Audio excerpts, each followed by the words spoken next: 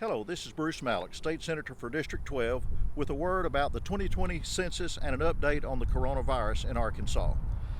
I live south of Magnolia, near Emerson, home of the Purple Hull Pea Festival and the World Championship Rotary Tiller Races. An accurate census count is important to communities like Emerson and all of our cities and counties around the state.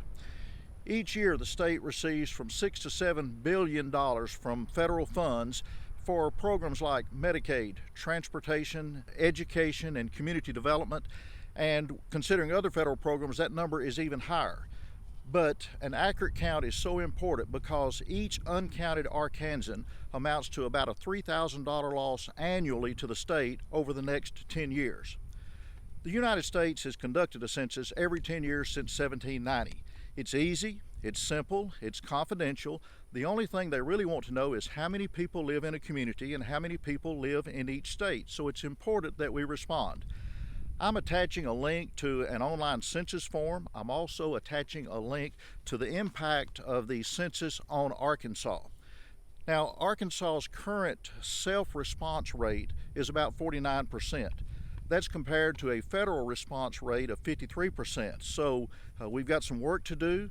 If you have not completed your census form, I challenge you to complete that form. It is important to all of our communities and to our state as a whole. Now, with an update on the coronavirus, as of April the 30th, we've had 3,255 cases. That compares to 2,465 cases a week ago. That's an increase of 790.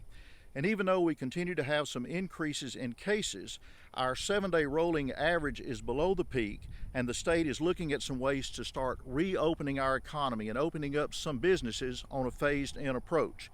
This week, we've had announcements on opening our state parks, restaurants, gyms and indoor exercise facilities, hair salons and barbershops, again, all with a phased-in approach with certain restrictions. On May the 4th, we'll have an announcement with respect to houses of worship and also our larger venues. In the foreseeable future, we're going to have a balancing act between the proper way to reopen our economy, and also to keep our citizens safe.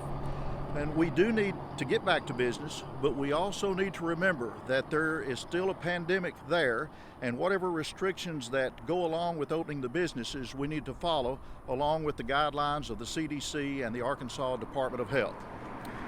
So, remember, complete your census form, be safe, stay healthy, and call on me if there's any way that I can help you.